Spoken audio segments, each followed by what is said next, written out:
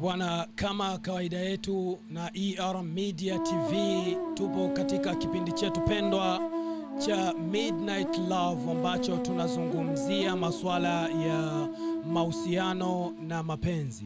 Leo katika studio zetu tuna ugeni hapa, kuna bibie hapa na Mr. hapo. Kwa hiyo watajitambulisha alafu tutaendelea na mada yetu. Kwa hiyo kabla sijaitambulisha mada yetu, nitawapa nafasi wajitambulishe kwanza, then niweke mada mezani tuweze kuichakata ili mradi tuweze kujua ni lipi na hili ni lipi.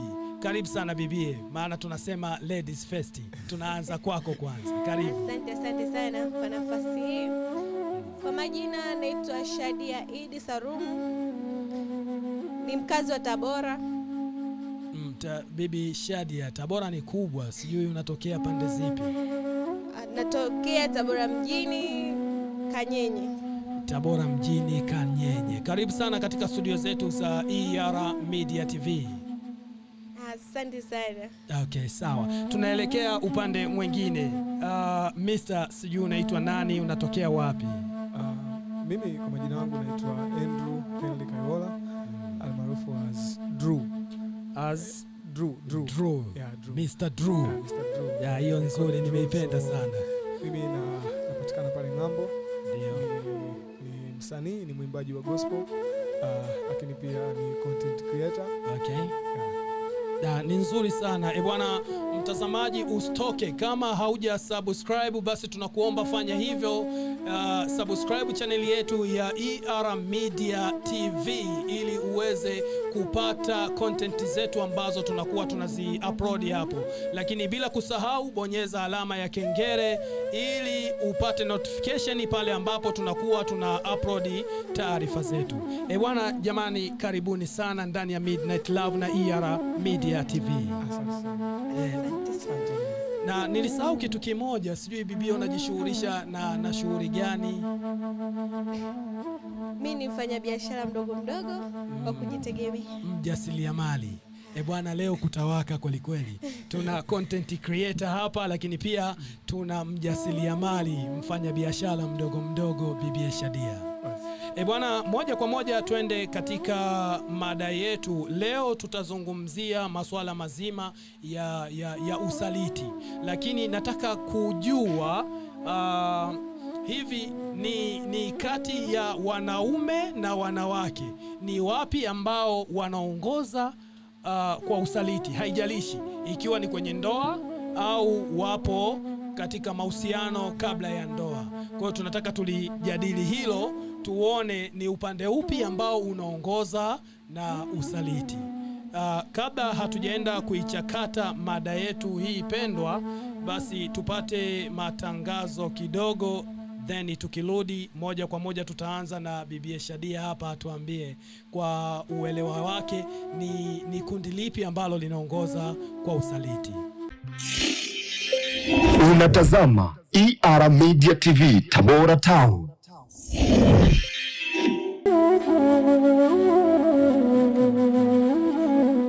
Bwana, asante sana. Tumerudi mezani kujadili mada yetu.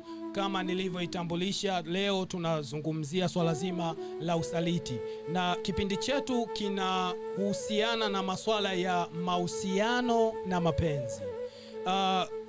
Tukianza na bibi Shadia, ni watu gani ambao wanaongoza kwa usaliti kati ya wanaume na wanawake? Naweza nikasema wanaume ndio wanaongoza kwa usaliti. Ni kweli ni wanaume wanaongoza kwa usaliti. Tusiangalie jinsia au mashindano ya kijinsia. Hapa tunaangalia uhalisia katika maisha ya mahusiano. Ndio kiuhalisia. Wanaume ndio wanaongoza kwa usaliti kwa sababu wanaongozwa na mfumo, tuseme ni maumbile ambao wameumbiwa ya tamaa. Bwana, kwako Mr. Andrew, content creator, anayozungumza bibi Shadia yana uhalisia kweli, kwamba anasema sisi Mungu ametuumbia tamaa na ndio maana tunaongoza kwa usaliti? Hili lina ukweli gani? Yaani ilapo linajulikana kabisa kwamba wanaongoza kwa usaliti ni Ni wanawake. Yani hilo linajulikana kabisa yani. Mbona sasa kama naiona hapa ni vita kati ya Simba na Yanga hapa maana kila mtu naona kama anavuta upande wake. Na mimi ni Simba hizo. Na wewe ni Simba kweli. Inabidi tu atambue kwamba wanawake wanaongoza. Na bibi Shadia. Mimi pia ni Simba lakini siwezi kwa hiyo kubaliana na hilo unaoliongea wewe. Wote nyinyi ni Simba, lakini kwenye hili la mahusiano na nani anaongoza na kwa usaliti kwamba ni mmetofautiana hapo. Sasa mimi nataka twende kwenye fakti moja kwa moja kwamba tunapozungumza kitu basi tuzungumze na evidence na mifano halisi, ili mradi yale maoni yako tuyaone yana uzito kweli kweli. Maana kama mimi hapo kiniuliza ni wapi wanaongoza kwa usaliti, mimi naweza kusema wanaume. Siungani na Shadia, lakini najiona kama vile sisi tuna mambo mengi, lakini nisisheleweshe. Bibi Shadia, kwa nini umesema sisi wanaume? Kwa sababu kama nilivyokuambia hapo awali, nyie mmeumbwa na tamaa. Mwanaume anaongozwa na mfumo wa tamaa. Kwa mwanamke inakuwa ni vigumu sana kwa sababu sisi tunaongozwa na hisia. Na hatuwezi kufanya kitu pasipo kutumia hisia. Pasipo kutumia hisia. Kwa nyie mna tamaa ya muda. Na naweza nikasema na pia nikawatetea kwa upande mwingine. Nyie ni tamaa yenu. Mna tamaa kwa muda. Afadhali mnarudi katika hali zenu na kujutia mlichokifanya. Okay. Ila kwa sisi upande wetu wa wanawake tukiamua kufanya tunafanya na huwa hatujuti na wala tuangalie. Maana yake inakuwa kama ni watu waliochoshwa sasa wanaamua kufanya kitu na hawajutii. Ni kweli? Sawa, kuna kitu hapo umekizungumza, nataka nikijue kwa undani kwamba umezungumza vitu viwili. Cha kwanza umesema hisia, lakini kitu kingine tamaa. Kuna utofauti gani kati ya hisia na tamaa? Tamaa ni hali ile ya kutamani kitu kwa muda mfupi. Ninaweza nikatolea mfano. Nimeenda sokoni. Ndio. Naenda kununua kitu kingine sokoni. Lakini ninavyoingia sokoni nikapenda kitu kingine. Hiyo ndio tunaita kutamani. Yaani nimetamani kitu ambacho tofauti na nilichoenda kupanga kwenda kukitafuta. Okay. Ndio kwa upande wenu sisi tunaongozwa na hisia. Hisia iko hivi. Tunafanya kitu kwa kufikiria na kuhofia pia. Ni kweli ukiwa na hisia una uwezo wa kufikiria? Kama ni mtu anayeongozwa kwa hisia anakuwa na uwezo wa kufikiria? Unafikiria. Unajua kabisa hapa nachoenda kukifanya hiki kitu nachoenda kukifanya. Nakosea. Na pia sio sahihi hiki kitu ninachokifanya. Ila nyie tamaa yenu huwa amofii. Ukishamaliza kufanya tamaa yako ndio unarudi kujutia na nasema kumbe kile kitu nilichoenda kukifanya sio kabisa. Hakiko sawa. Mr. Andrew, bwana, tumemsikia Bibi Shadia hapa kwa upande wake. Ametaja vitu viwili. Labda nataka kabla hujaenda kusema ni upande upi unaoongoza kwa tamaa, nataka uniweke sawa hili. Je, ni kweli mtu anayeongozwa kwa hisia anakuwa na muda wa kufikiri? Hapana, yani huwezi kuwa unaongozwa na hisia ukapata muda wa kufikiri. Yani hiyo haiwezekani. Haitakuja kutokea. Yeah. Kwa sababu ukishakuwa unaongozwa na hisia na kama ni hisia za kupenda kwamba wewe unampenda mtu fulani, hata afanye kitu gani huwezi kuamini kwamba anakukosea au vipi. Na mara nyingi wanaoongozwa na hisia huwa wanapotea. Au hii ndio ile tunasema kwamba mapenzi upofu. Sasa ule upofu wenyewe ndio hisia sasa. Ndio hisia zenyewe. Kwa sababu hata wanasema hivi, unajua hisia, kuna hisia za hasira, ni hisia nafikiri. Sahihi. Hisia za furaha, na nahisi furaha sasa hivi, nahisi uchungu. Sasa hata waja walimwengu wanasema usifanye maamuzi ukiwa na hasira, au usifanye maamuzi ukiwa na furaha sana. Sababu unaweza ukaahidi hapa milioni 10 ukasema kesho naleta yani kuna jambo ambalo limekufurahisha alafu ukanyanyuka ukasema jamani mimi natoa milioni 10 hapa. Jambo nakamilisha kesho. Ushindi. Alafu mfukoni huna kitu kabisa. Kwa hiyo hisia hazije kumuongoza mtu daima. hisia hazija kumuongoza mtu. Bibi Shadia, umemsikia Mr. Andrew? Tunajaribu kutafakari tuone ni kweli unapokuwa na hisia unaweza ukapata muda wa kufikiria jambo. Hapo naweza nikairekebisha. Unaanza kufikiria kwanza afu ndo hisia inafuata. Okay. Kwa kumbe tunaanza kufikiria alafu ndo hisia ifuate. Kwa hiyo mpaka hapo tumeshaanza kuwajua ambao wanaongoza. Mbona hawana msimamo? Bwana, umeshindwa kusimamia kile unachokiamini? Bibi Shadia. Hapana. Umempa pointi 3 Mr. Andrew hapa. Sijampa pointi 3. Okay. Mr. Andrew, hebu twende sasa tueleze. Tumesema kwamba kati ya wanaume na wanawake ni watu gani wanaongoza kwa usaliti kwa upande wako wewe? Kwa upande wangu mimi wanaongoza kwa usaliti kabisa. Yaani roho ni wanawake. Ni wanawake. Hebu nishawishi sasa. Yaani kwanza nitakupa sababu 6. Ndio. Kwa nini wanawake wanaongoza kwa usaliti? Sahihi. Sababu ya kwanza ni upungufu wa kihisia. So nasema wanaongoza na hisia. Upungufu wa kihisia. Unajua si wanaume muda mwingine tuna mambo mengi sana bro. Sahihi.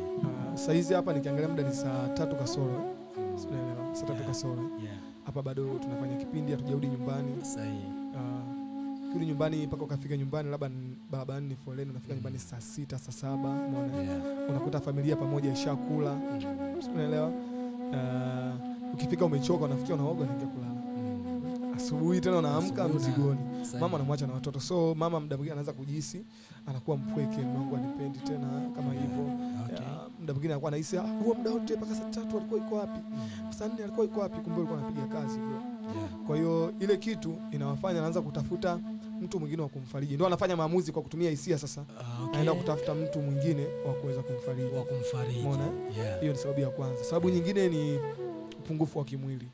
Upungufu wa kimwili. Hiyo niweke tu hivyo. Imekaje? Upungufu wa kimwili.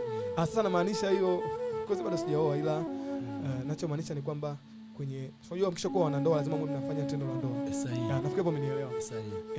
Ila sababu nyingine ni kulipiza kisasi.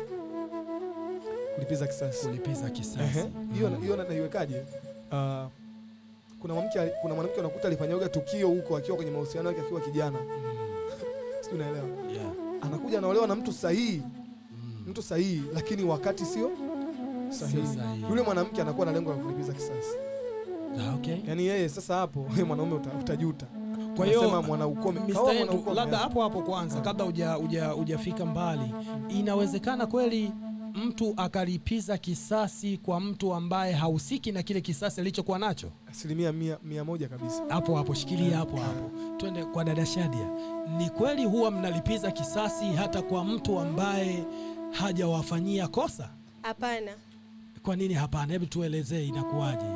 Naweza nikaeleza kwa uchache. Nasema hapana kwa sababu alivyosemea mwanamke analipiza kisasi kulingana na kitu kilichomkuta huko nyuma. Sahihi. Nasema hapana kwa sababu anaweza anaoviona viashiria na vitendo ambavyo alikumbana navyo nyuma ikapelekea kufanyaje? Kuweka kisasi moyoni. Ila hawezi kumlipizia kisasi kwa sababu wakati anaingia alikuta amesha move. Sisi tunawahi kumove. Wanaume ndio wanao hiyo uluka ya kulipiza kisasi kwa sababu wanakuwa hawaja move, ndio unakuta anaingia kwenye ndoa na bado anatoka nje kwa sababu ya kulipiza kisasi. Lakini kuna kauli huwa mnapenda kuizungumza kwamba wanaume wote mama yao ni mmoja, baba yao ni mmoja. Hii imekaaje? Sio ndo yale ya kulipiza kisasi? Ndio nilipokuwa nasemea kwa sababu huwa tabia zinafanana. Mr. Andrew, hebu tuendelee sasa pale ulipoishia. Ilikuwa ni sababu ya 3. Ilikuwa sababu ya 3 okay. Nikasema kulipiza kisasi. Kuna vitu alifanywa nyuma kule na mtu mwingine kabisa.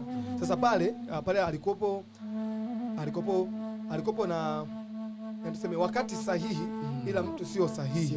Wakati ule sasa. Wakati huo. Muda ambao anakuja kulipiza kisasi mtu sahihi ila wakati sio sahihi. Umeona ambao wanajibu kucheza kwa sababu anakujua kwa sababu gani hiyo inakuja mpaka hivyo? Kwa sababu wanafanya maamuzi kwa hisia. Yaani bado nitashikilia pale hata kama kashatengua kauli. Ila wanawake wengi ndio wanafanyaga hivyo. Wanafanya maamuzi kwa hisia sana. Lakini pia kitu kingine ni kuchoshwa. au kutafuta kitu kipya. Yaani wanawake wanajua kitu tu. Na ndio maana mwanamke, na chunguza bro pale kwa mke wako. Utashangaa mwanamke wako ana viatu vingi kuliko wewe. Yaani wewe unaweza kaa una viatu vitatu au labda 2. Kuna moja ya kutokea, nyingine ya kuzulia. Ila angalia yeye sasa. Anavyo unakuta kwenye ile stand ya kuwekea viatu kajaza yeye tu na still bado za kutosha nyingi sana. Na still bado anakwambia kuna kitu kingine nimekipenda kule nje nataka nikakinunue. Unakuta kingine amekopa. Umeona? Wanapenda vitu vipya. Kujaribu vitu vipya. Na ni watu ambao wanahamasika mapema kwa sababu wanatumia hisia. Yaani unakuta kaona tu hata TikTok huko kaona mtu mpenzi wake kamfanyia hiki, anatamani na wewe ufanye hivyo. So akiona uwezi kufanya hivyo, tayari changamoto. Anaenda kwa mtu mwingine ambaye ataweza kufanya hivyo. Okay. Niendelee? Tuendelee. Ni sababu labda hapa ni challenge. Ngoja tuone. Umesema hii ni sababu ya 4 ambayo ni kuchoshwa, kuhitaji vitu vipya. Yani ndio. Kuchoshwa, anahitaji kitu kipya. Kuhitaji vitu vipya. Tuseme tu anahitaji vitu vipya sana. Kwa hiyo Mr. Andrew, kwenye hilo labda mahusiano yaliyodumu labda takriban miaka 5 mpaka 6, mtu wa kwanza kusaliti anakuwa ni mwanamke, inawezekana anakuwa ameshachoshwa pale. Bibi Shadia, ni kweli hilo? Naweza nikasema ndio, ni kweli, kwa sababu kuchoshwa kuna aina nyingi sana kuchoshwa kwa mwanamke. Kwa hiyo hapo ushatukubalia kwamba wanaongoza kwenye ndio nataka nikupe sababu. Si umesema ndio, kwa hiyo maana yake tayari tushashinda hapo. Tushashinda. Nataka nikupe sababu za mimi kukubali. Sawa, sababu za mimi kukubali kuchoshwa. Unakuta mwanaume wakati alivyokufuata mara ya kwanza, akishakuingiza ndani, anaanza kuona ni kitu cha kingine kabisa. Anaanza kupelekea yani kusema tu, anaanza kama dharau. Yani anaanza kutukana. Bila sababu, lakini sasa hapo. Yani kutukana ni ile kukufanyia, yani kutusi kijinsia. Yani imekaaje hiyo? Bado sijaielewa kwamba kisha kuingiza ndani au unazungumza tayari mshazoeana kabla. Yani hapo tofauti na mlivyokuwa hapo kwenye mahusiano nje, yeye anakaa kwake, unakaa kwenu. Yani hivyo mkiwa hivyo nje mnakutana hivyo nje. Lakini mkishaingia ndani mnakuwa vitu hivi tofauti. Anaanza wanaume wanamtindo kunyanyasana kijinsia. Yani tuseme kijinsia, yani utana kutusi, anakuambia ona umekuwa, yani nikasema ona umeshakuwa na tumbo kubwa tofauti na nilivyokuwa mwanzoni. Sasa sisi yani kuna vitendo ambavyo sisi tunaumizwa nayo kwa sababu unafanya tunashuka. Tunakuwa tunashuka chini sana, nasema sasa hivi kwa mimi ndio okay. Kwa hiyo maana yake unachojaribu kukizungumza hapo ni ile hali ya kimazoea. Kipindi cha nyuma kwamba huyu anatoka kwake na wewe unatoka kwake, pale mahaba yanakuwa mubashara pale yako. Akuona tumbo kubwa. Akuona tumbo kubwa. Kwa kisha kuingiza ndani amekuzoea, sasa anaona huyu. Kwanza akiingia anakuona sijui ni kitu gani, sijui ni kidubu, sijui ni kinini, anakuona sijui kitu gani. Kwa hiyo sasa wewe hiyo umeilipiza kwa namna yako. Kwa hiyo wanaume ndo tunaanza kuchoka kwa namna hiyo, kutafuta vitu vipya kwa kuanza kuwadharau nyinyi. Na mkipata kitu kipya waga mnadharau mbaya. Hamnaga ile ya kujificha. Ati sisi tunaweza tukasema hivi, mimi naweza nikaficha. Lakini wanaume mnaongoza kwa kuonesha dharau yenu, na ile nasema sasa mimi mwanaume naweza nikafanya kitu chochote, naweza nikafanya, yani naweza nikachukua mwanamke yoyote. Bwana Mr. Andrew anayozungumza Bibi Shadia yana uhalisia kweli kwamba tukiwa kabla hatujaingia labda hatujawachukua kuwaoa au kukaa nao, tunakuwa tunaonyesha mapenzi sana, lakini baadaye tukishawazoea sisi ndio wa kwanza kuanza kuwatupia maneno ya kashfa na kutafuta watu wengine nje. Ni sahihi hili? Mimi kwanza ninapingana naye. Yaani mimi nitapingana na wewe yani. Tutapingana. Ambacho mimi nakifahamu, wanawake wanaongoza kwa kupretend. Tena hususani hichi kipindi ambacho mimi napigia hesabu 2010 kuja huku juu. Huko chini zamani wanasema zamani huko chini 2010 kushuka chini mpaka 90, miaka yenu nyinyi. Hata mnazaliwa millennium kizazi. Nyinyi ndio ambao mlikuwa mnachukua gari, unaenda kwa mdada, mara nyingi sana mlikuwa mnafanya hivyo. afu mdada siku ukimwoa akuti gari ndani au akuti kitanda nini, nasema ndio huyu. Lakini saa hizi wanafanya hivyo, lakini unajua kabisa huyu mtu ana uwezo wa kumiliki hapo. Naomba nikustopishe kidogo. Unatazama ER Media TV Tabora Town. Hata saa hizi unajua kabisa kwamba Andrew amekuja na gari lakini uwezo wa gari hana. Unajua kabisa. Sasa unajua nafika sababu gani mpaka sisi tunaanza kuwachoka hawa? Kwa sababu gani? Nimesema wanaongoza kwa kukipretend kizazi hiki. Wakati unamuoa unakuta umeoa muda fulani hivi ana tumbo. Si unaelewa? Akifika ndani ya ndoa ndo muda anaanza kulizika. Kwa hiyo anajiachia sasa ameizoea ndoa sasa. Umeona hizo siku za kwanza atakupikia. Yani atafanya kila kitu ambacho majukumu ya kama mke au majukumu ya kama mpenzi. Lakini baadaye akisha kuzoea sasa ndio anashangaa chakula kiko jikoni utapakua si nilikuwa nawekewa kwenye meza sasa hizi, au ile kwamba umeenda kazini labda umechelewa kurudi, anapika chakula hali mpaka wewe unarudi naenda anakula. Hiyo ilikuwa zile miezi mitatu ambao bado na ndugu zenu wako pale na wifi wakati ndoa wapo pale mpya ndoa. Lakini sasa tushaka mwaka mmoja hiyo inakopo haipo tena.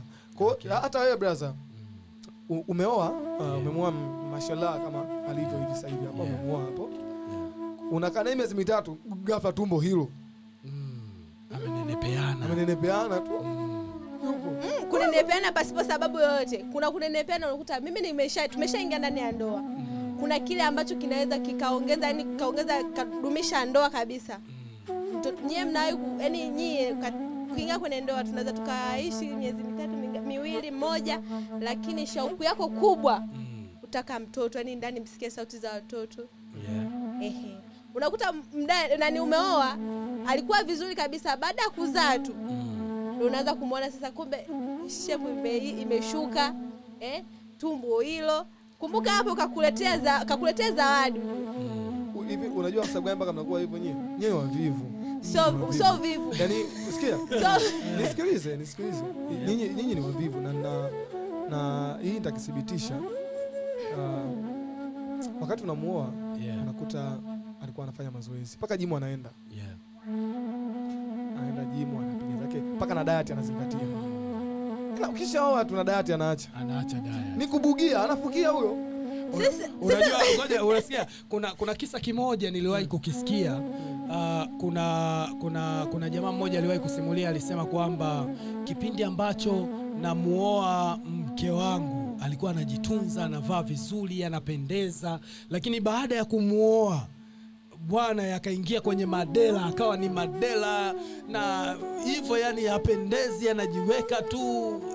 Hii nayo huwa inachangia sana. Hapo naweza nikaongea kwa sababu mwanamke, tuseme mwanamke au mwanaume anabadilishwa na kulingana na mwanaume wake, au mwanaume anabadilishwa kulingana na mwanamke wake. Mimi tunaweza tukaingia kwenye ndoa nikaa navaa visuruali, vipensi, vinini, lakini tukiingia kwenye ndoa bana nataka uvae nguo fulani.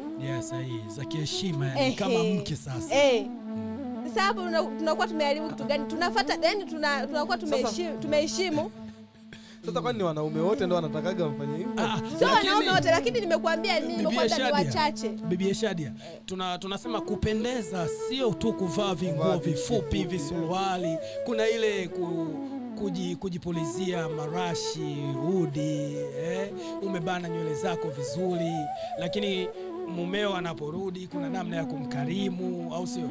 Na kuna muda chumbani kuna mahaba fulani hivi vinatakiwa. So umekuja na madela nini, kuna vinguo fulani vya kuombea msamaha vile nini, havifanyiki hivyo vitu. Inategemea sasa kama havifanyiki. Sasa kama uhudumii, utoi matumizi, au hivyo vitu unavyovitaka wewe uvinunue au uvilete, mimi nitabadilikaje kati wewe mwanangu unatakiwa unihudumie au yani unihudumie hivyo vitu unavyohitaji wewe? Mimi naiona imada Bishadia kama anataka kutuhamisha. Hebu turudi pale kwenye sababu ya 4 ambayo tulisema ni kuchoshwa, au sio, na kuhitaji vitu vipya, si ndio? Ile nilikuwa nimemaliza. Hiyo ulikuwa umeimaliza. Nikasema issue nyingine ni matatizo binafsi. Na unakuta mtu ni huruka yake, hususan ni wadada. Of course hiyo pia inatokea na kwa wanaume, ila kwa wanawake pia wanayo. Of course hapa kwenye sababu 6, 5 ni za wanawake. Za wanawake. Moja ndio ila moja tunashare. Nitaisema sasa. Nitaisikati ya hizi baadaye nitaisema. Ila hiyo ya ambayo ni hii sasa, hii ndio ya wote, yani huruka ya mtu. Yani kuna mtu kazaliwa yeye, yani hawezi kutulia na mahusiano yake. Yeah. Yani yuko hivyo. Unafikisha kukutana na watu kama hao. Sahihi. Yani kuna mtu yuko hivyo tu huruka yake. Kwa hiyo pia ni sababu. Ila sababu nyingine unakuta nyie uhusiano ushavunjika, ila nyie ndio mnaona, yani pale ibakia ndoa jina au mahusiano jina, ila uhusiano wenyewe ushavunjika. Sasa unaweza kaa bado mnauona upo sababu ya familia, sababu ya makanisa, dini, labda kwa sababu ya jamii itatuonaje. Kwa yule mtu ukimwona anatoka nje ya ndoa usishangae, kwa sababu uhusiano, unajua kuna watu hapa kwenye ndoa ila wanalala chumba tofauti. Sahihi. Ila akija wageni anajifanya mume wangu, mke wangu. Inategemea na huo uhusiano. Unakuta wewe Andrew hapo mamako kakuandalia mke. Huo mke hujamtaka, yani wewe umpendi, lakini unaoa kwa sababu mama akasema kanichagulia na mama ndio kaniambia nioe. Lakini Bishadia, hiyo ni kama miaka iliyopita kidogo. Miaka hii hilo jambo lipo kweli la kuchaguliwa mke? Kama lipo ni kwa uchache kwa kweli. Kama alivyosema Andrew, kama lipo kwa uchache, lakini asilimia kubwa sasa hivi hizo zilikuwa ni zamani. Kwa asilimia kubwa sasa hivi kila mtu anaenda kwa sehemu anayetaka, yani anaoa mwanamke anayetaka, ndio inapelekea ile anakosea. Anakosea ndio sehemu nyingine tofauti. Unajua zamani walikuwa wanatafuta, yani wazee walikuwa wanajua hichi kitu hichi kweli kabisa inaonekana huyu wife material, au huyu anaonekana baba wa nyumba, anaonekana mume. Na ulichunguza kwamba walikuwa wanaangalia vigezo vipi mpaka wanasema huyu ni wife material, huyu ni baba wa nyumba? Ndio. Kwa kizazi chetu hivyo vitu wewe unaviona kwa vijana wengi ambao tupo nao saa hizi? Yaani kwa hichi kizazi cha Gen Z, yaani hamna. Yaani ni kama vipo ni vichache sana. Kwa hiyo na wife material pia hawapo? Wapo. Ila mababa hawapo. Bwana Endo. Ni kweli hao wanavuta upande wake. Huyu anavuta upande wake. Mababa wapo. Mababa wife materials ndio hakuna. Kwa kipindi hiki. Labda kama wife material naweza kusema ndio kwa sasa hivi hakuna, kwa sababu wengi sana, yani kwa sisi vijana wengi sana tunaongozwa na tuseme na nili tuseme basi kuna nini kaje upande wetu, kuna nini tena? Hapana, hiyo kesi ilishakuwa rahisi sasa. Baada ya pointi 3 tumechukua. Hapana, ni wote. Hapana, ni wote tunaongozwa sasa hivi na nili utandawazi. Sasa kwa nini mara ya kwanza wewe umesema wanaume ndio wanaongoza kwenye usaliti, sasa hivi unasema ni wote? Sio kwa yani kwa sasa hivi yani wote tunaongoza, yani tunaongoza na nili utandawazi. Bana, unaangalia ER Media TV, usisahau kusubscribe, kucomment ili mradi uweze kutupa nguvu na utakuwa umetisha kweli kweli. Kipindi ni Midnight Love na ER Media TV. Bwana, usisahau kusubscribe. Bana, kabla hatuja sign out, kuna swali ambalo nataka niwaulize. Nataka tuwe wa kweli. Au sio bwana? Mungu anatuona kabisa. Au sio? Na hadi nanyanyua mikono juu nikiwa na maana kwamba Mungu anatuona. Ndio, anatuona hata tukiingia chini ya meza huko anatuona. Sawa. Bibi Shadia, ulishawahi kusaliti kwenye mahusiano? Mimi niwe mkweli na uwe mkweli na hofu ya Mungu. Sahihi. Kwa ukweli kabisa, kweli mimi nishawahi kusaliti. Ilikuwaje mpaka ukasaliti? Kwa sababu niliona mienendo yake na ya kwangu haiwezi zikaendana.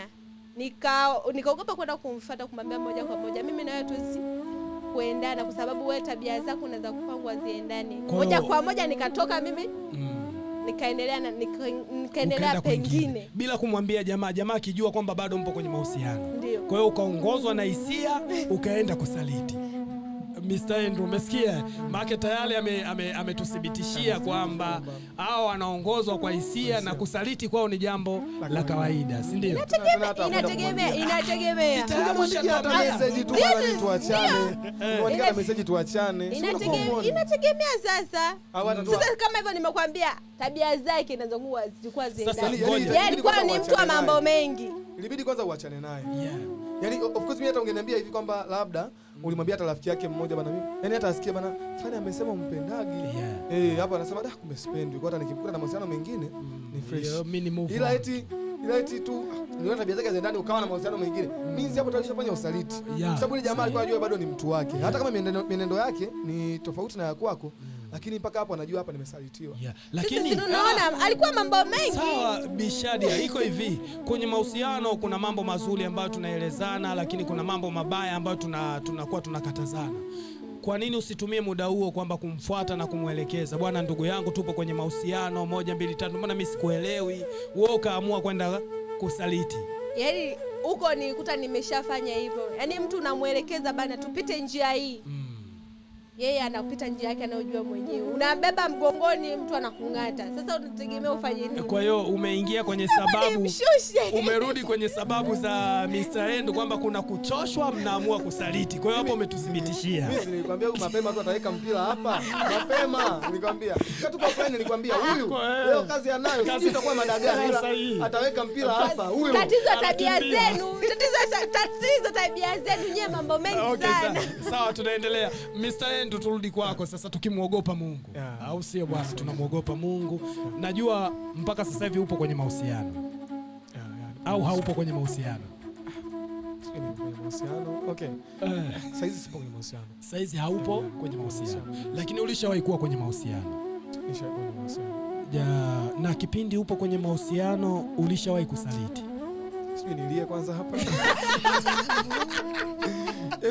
Zimeni kamera nilie kwanza. Kuna jambo la kuhuzunisha lipo hapo. Kuna jambo la kuhuzunisha, of course nilipata funzo pia. Okay. Yaani nikisema nilipata funzo, mimi naelewa kwamba nilisaliti. Ilikuwaje? Tunataka tujue kwanza kidogo, labda kipo cha kujifunza na watazamaji pale ambao wanatutazama sasa hivi wanatufuatilia. Inawezekana historia ya Mr. Andrew content creator ikatupa funzo sisi ambao tupo ndani ya mahusiano. Bwana, usisahau kusubscribe na kucomment hapo chini. Hebu twende kwa Mr. Andrew, tupe hiyo historia kidogo, ilikuwaje? Okay. Hiyo story ilikuwa ni kuna mdada tulikuwa kwenye mahusiano naye. Na of course nilimpenda sana. Hata yeye pia naamini alinipenda sana. So tulikuwa tunapendana, we have a date like 2 months kwenye mahusiano. Tumeenda sasa ile kitu alisema hapa Shadi. Tamaa. Of course sisi wanaume huwa tunaanza kuna ile tuaga tuna ile pale kuthibitisha ego. Yaani ego, kuna ile ego kwamba mimi mwanaume. Naelewa mimi mwanaume. Nataka kuonyesha ile hali fulani. Yaani kuna ile mdada akijichanganya anasema wewe. Shakubali. No, nilikwambia hichi kitu hata. Yaani kuna ile pale unamwona una mahusiano, alafu unamwona kuna mdada kama anataka dharau hivi. Mimi wa kiume mwisho wa siku, sio naelewa. Yaani ile ego unataka kuonyesha hali fulani. Sasa nilikuwa na mahusiano, then kuna huyo mdada hapo kati akaingia. Yaani hatukudate ila tukawa tunachat sana. Tunachat sana. Wakati una chat na huyo alioingia hapo kati bado upo kwenye mahusiano. Of course nilikuwa nampenda sana mdada. Sawa. Nampenda sana huyo wa kwangu sasa. Huyo wa kwako. Sana huyo ambaye kaingia. Huyo akaingilia kati. Huyo Nandi kivuruge. Tena naye hapo kati. Kwa hiyo nilikuwa nampenda sana. So muda ambao yule mdada alikuwa ananiambia niko busy, mimi ndo nikawa na chat na huyu mwingine sasa. Unatumia nafasi. Yaani nilikuwa simple time. Unakumbuka pale tuliposemea. Ngoja kwanza tusikilize hiyo story, alafu tutakuja kuweka comment zetu hapo. Kwa hiyo nimeenda hapo. Sasa siku moja bana anasemaga siku za mwizi ni 40. Siku za mwizi 40. Kwa hiyo hapo unatuthibitishia kwamba ulikuwa mwizi hapo. Okay. Siku za mwizi ni 40. Shika simu yangu. Of course simu yangu nilikuwa najiamini kwamba haina shida, hawezi kuona chochote. Of course hata fingerprint, sijui password nini, alikuwa nazo yeye. Okay. Alikuwa anajua kila kitu. Kwa hiyo akashika simu akaingia. Na mimi sasa unajua kisha kopo sio nilikuwa nataka nionyeshe ego. Kwa hiyo najua anachokifanya. Kwa hiyo nilikuwa nafuta zile message. Okay. Na nilikuwa najua gosa mida hii anitafuti. Mdada. Sasa siku hiyo bana sijui na kimuhimu gani kilimleta bwana wewe. Atuma message. Hiyo ndio ile abiria chunga mzigo wako, anachunga mzigo bana. Aya. Atuma message hizo mbili. Ya kwanza kaona ajibiwi. Hasa mdada of course hakuwa na tabia kufungua message zangu. Akufungua hiyo ya kwanza. Akaingia ya pili. Sasa mimi nilikuwa niko sehemu, niko busy nafanya kitu fulani hivi. Wanafanya ambacho nilikuwa niko busy. Kwa akasema ngoja nione kama ni message ya muhimu nimpelekee simu au kama vipi. Nimjibu tu huyo mtu. Kufungua sasa anakuta mtu kajiachia. Mtu sasa sijui alikuwa kaandika nini huyo. So wakaanza unajua wadada wao ni kunyuzi sana. Kwa wakaanza kwa akaanza kumchatisha. Unaelewa, naye ajifanya sasa yeye ndio mimi ajifanya ndio sasa.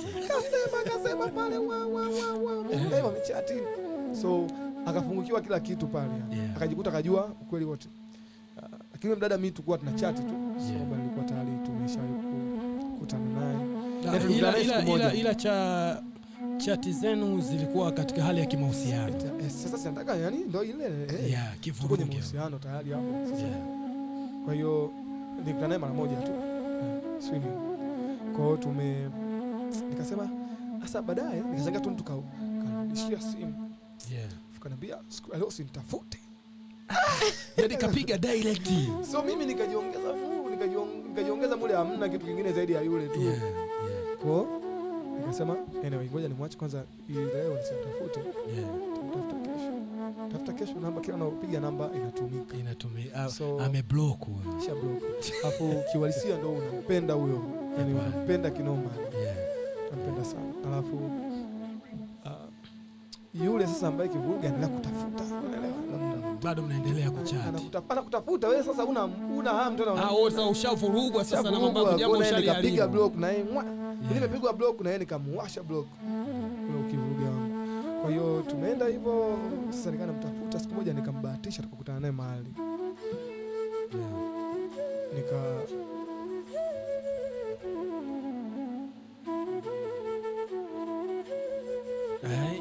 Tuendelee. Siku moja sasa nikambahatisha nikakutana naye mahali. Huyo sasa dada ambaye nampenda. Ilikuwa kama zimeshapita wiki 2 hivi. Kwa sababu nilikuwa hata nikienda nyumbani kwao pale wanafunga mlango hata kilimuone. Tumekutana naye jana, nikamuuliza shida nini mama, si vinaongeleka hivyo vitu. Kaniambia kuna kitu nitakwambia usiku. Kwa hiyo kipindi ambacho yeye amekasirika alikuwa hajakufungukia bado, hajakwambia chochote. Nishajua. Wewe ulishajua, lakini yeye kwenye kinywa chake hakutamka chochote. Ila nishajua, nishajua kwa sababu sikuwa na mtu mwingine zaidi kwake na huyo kivurugi. Kwa hiyo na hiyo kivurugi nilikuwa najua kwamba naye ni mambo mengi. Yaani najua ni mambo mengi. Yaani hiyo kivurugi sio kwamba mimi nilikuwa mtu wake mmoja. Alikuwa na mambo mengi, namjua ni mtu na mambo mengi. Kwa hiyo nikamwambia nitakuwa kitu nitakwambia usiku cha muhimu sana. Nasema fresh. Hiyo usiku mimi nikamtafuta mimi tena. Afuza ndio alibata nitafuta mimi, ndio nikamtafuta.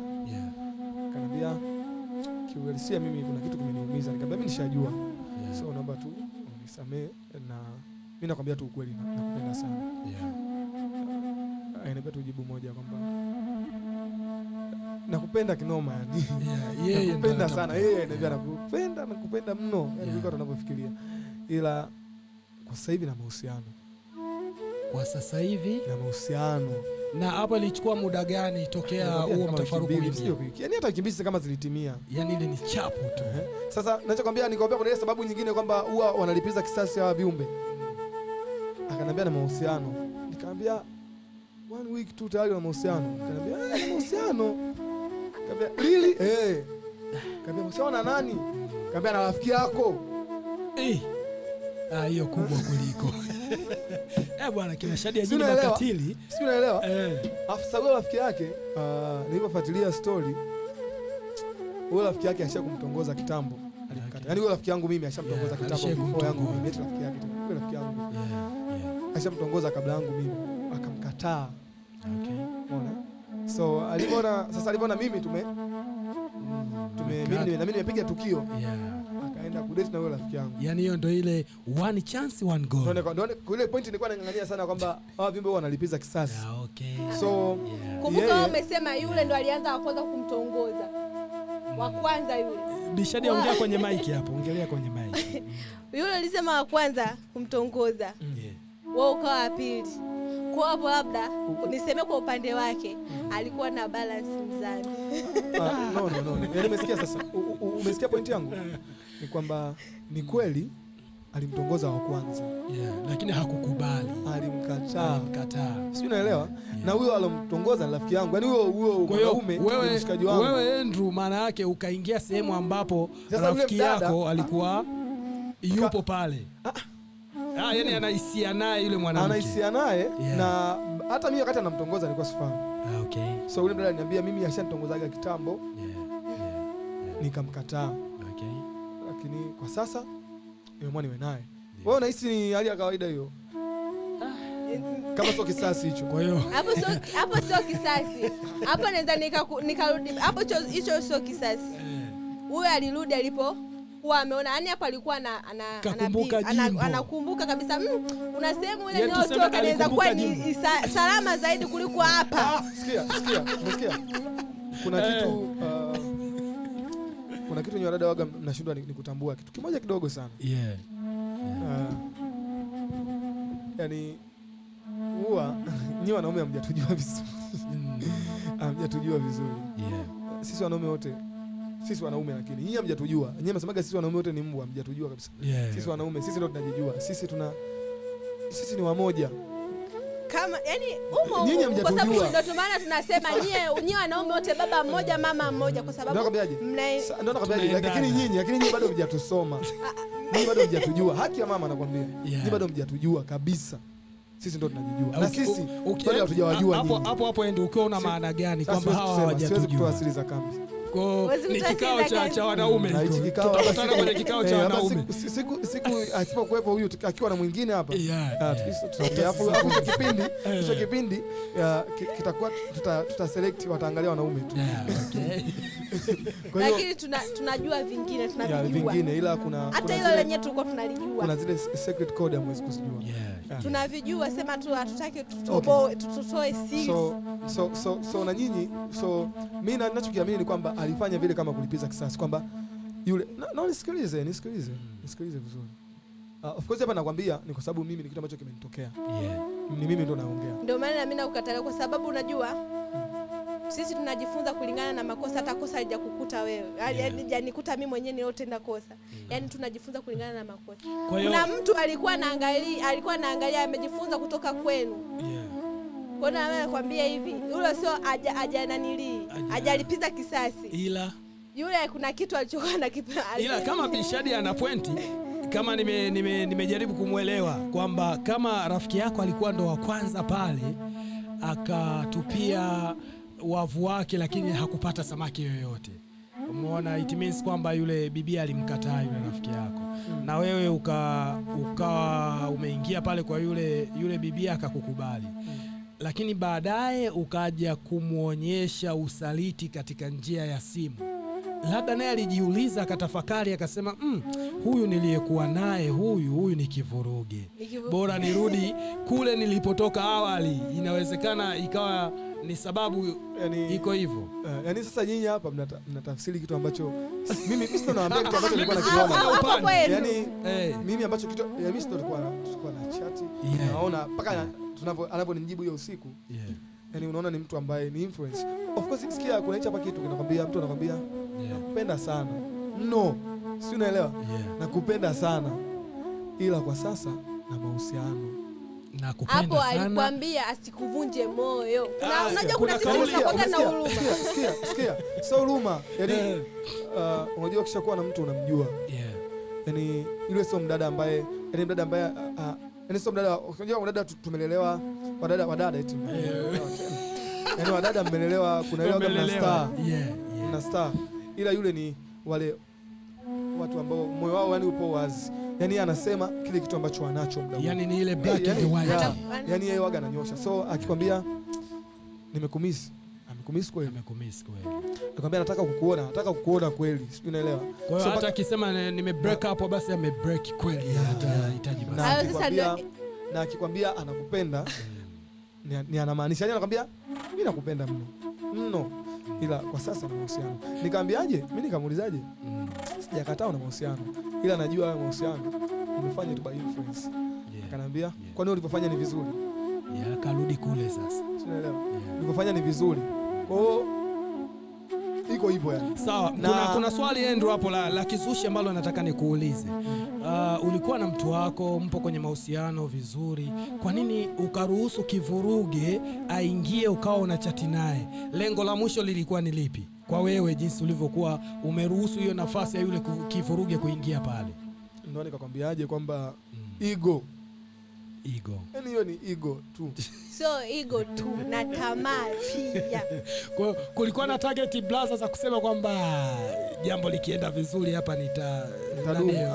Lengo hata alikuwa kudumu. Okay, hata kupita sasa. Yaani ilikuwa tu labda mtu mwingine ambaye labda najua ka side chick wanasemaga. Okay. Yeah. Au inakuwa kama ile ngoma za Kizalamu wenyewe wanakuambia kwamba lazima ukienda kisimani uwe na ndoo kichwani, lakini kakidumu lazima kawepo. Unaweza ukajikwaa ndoo ikadondoka, ila utarudi na maji kwenye kidumu. Au ulitaka ufanye hivyo? Sahihi, tuseme siku hiyo. Unataka kukimbia kwenye Unatazama ER Media TV Tabora Town. Miaka 3 sio muda mrefu. Before sijaokoka. Before sijamkili Yesu. Kwa alipigwa tukio afu ukamkimbilia. So pale nikachunguza kwamba vitu vyote ni ubatili. Okay, ndio ukapata funzo. Na mimi pia nilipata funzo. So of course mimi pia namshukuru. Namshukuru sana kwa amekufunza kitu. Amefunza vitu. Unajua si wanaume ni watu wa kujifunza sana. Sahihi. Sijui hao wenzetu. Hata sisi ni watu wa kujifunza, tunajifunza kulingana na makosa. Kuna PhD ngapi Tanzania? PhD nyingi zinaongozwa na wanaume. Wanawake nyinyi degree tu zimejaa. Undergraduate sana yani. Ni watu wakata sana tamaa.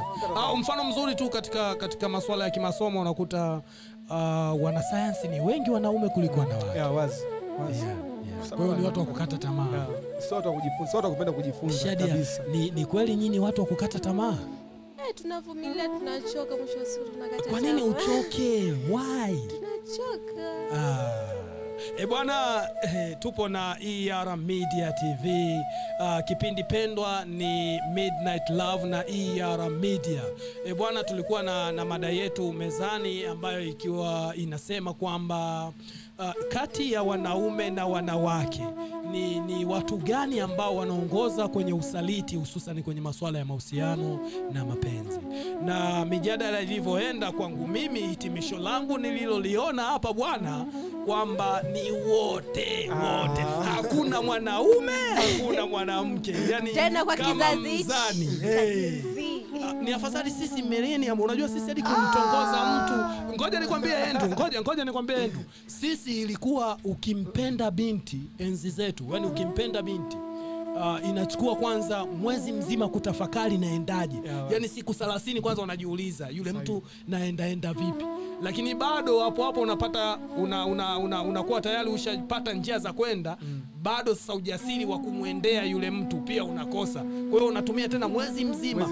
Yani unakuta mwaka mzima wewe bado unatafakari tu kumfuata yule mwanamke. Hapo ujue hapo ndo ulipenda kweli, kwa sababu ungekuwa hujapenda kweli pale ungesema hapo yani pale ungetamani kitu pale. Ungeenda kwa haraka. Sisi wa 80 na 90 kidogo, mwisho 95 niishie hapa, at least tulikuwa tuna uafadhali kuliko hawa 2000. Nyinyi sasa hivi ni balaa tupu. Tena na sasa hivi sawa, sisi wanawake tuko wengi, lakini ikifika kwenye swala la kuoa sisi ni wachache sana, wadogo ni wachache. Ila sasa kuna hawa Gens Alpha hawa hawa watakuwa na balaa hao wa moto hao watakuwa na balaa wanaokuja ambao kaka zao madada zao ndo nyinyi. Ndio sisi sasa. Hii ni kama bwana mpenzi mtazamaji wa ER Media, tulikuwa tunatamani tuendelee na mjadala wetu huu wa mwanaume na mwanamke mwanamke ni nani wanaongoza kwenye usaliti, lakini muda umetaradadi, muda hautupi nafasi. Tuonane siku nyingine tena katika Midnight Love na ER Media. Nadhani nitawaalika tena ndugu zangu, hii mada haijaisha.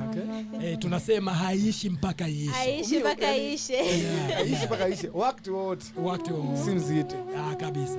Bwana, usisahau kuweka comment yako hapo chini kwamba utuambie aliyozungumza Bibi Shadia yana uhalisia upi, na aliyezungumza Mr. Andrew au content creator yana uhalisia upi. Kabla jamani hatujawaaga watazamaji wetu, nilingependa kujua Bibi Shadia, una mitandao ya kijamii, labda wewe ni mjasiriamali, unafanya biashara zipi, wakutafute huko? Manake tukiwa kama Jeika, ER Media TV ipo chini ya Jeika Tanzania. Jeika Tanzania ni shirika ambalo sio la kiserikali, lakini linajaribu kunyanyua vijana kutoka chini kwenda juu kulingana na ndoto walizokuwa nazo na vipawa walivyokuwa navyo. Naamini Bibi Shadia bado ni kijana na ni mjasiriamali pia. Kwa hiyo wanakupataje katika mitandao ya kijamii na shughuli unaoifanya? Mimi napatikana kwa Facebook, natumia Shadia Vinicius, pia hata TikTok Shadia Vinicius. Pia TikTok natumia Vinicius Salum. Vinicius Salum. Kwa nini Vinicius Salum? Kwa sababu mbona kama anaonekana kama wewe mchekeshaji au mwigizaji? Naona kama ana kariba fulani ya uigizaji hivi.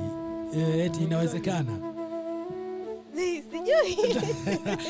Mr. Andrew, tunakupata vipi, kwa sababu utambulisho wako wa awali umesema ni content creator, lakini pia ni musician, au sio bwana? Na unafanya nyimbo za gospel.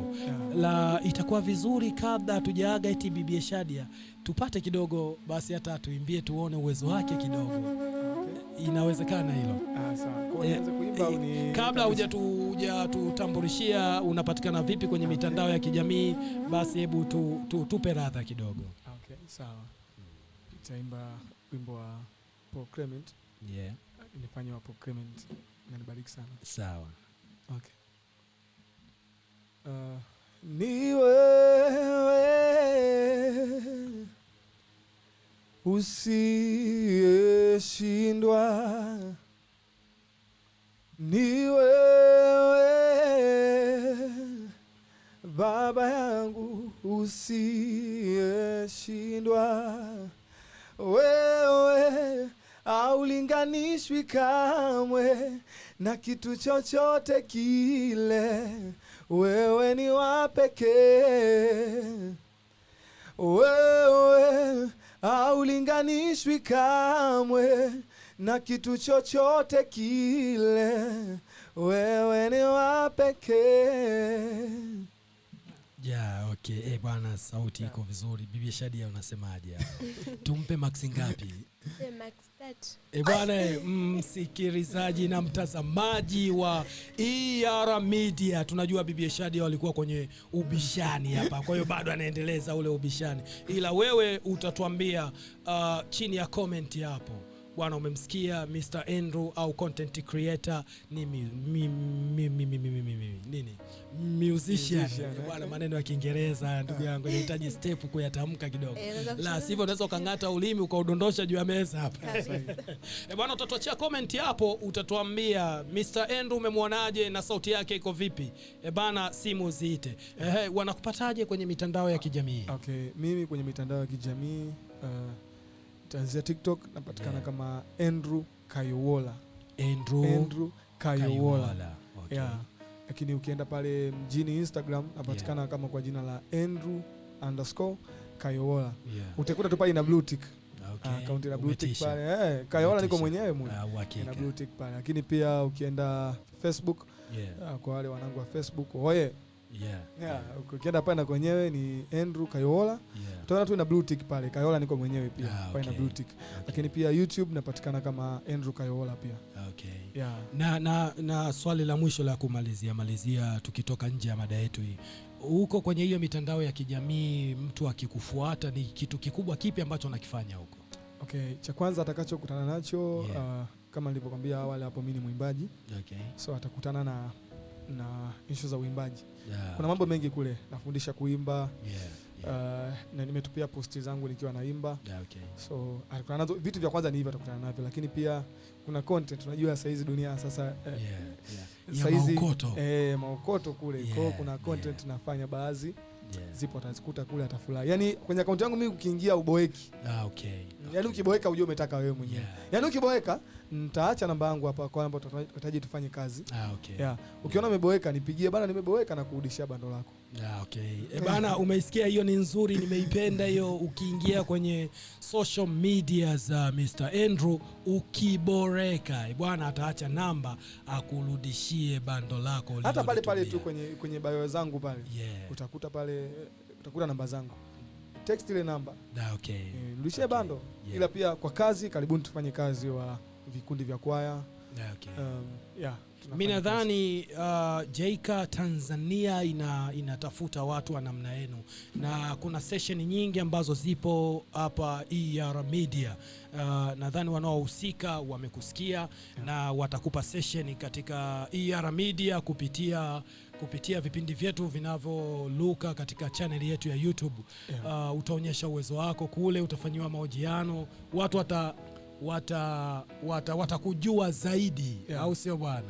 Kwa sina la zaidi, na niwatakie usiku mwema ndugu zangu. Tukutane katika kipindi kijacho ndani ya ER Media, ndani ya Midnight Love na ER Media. Lakini usisahau hapo kwamba mwanzoni kabisa kati tunaanza kipindi alitupa point 3.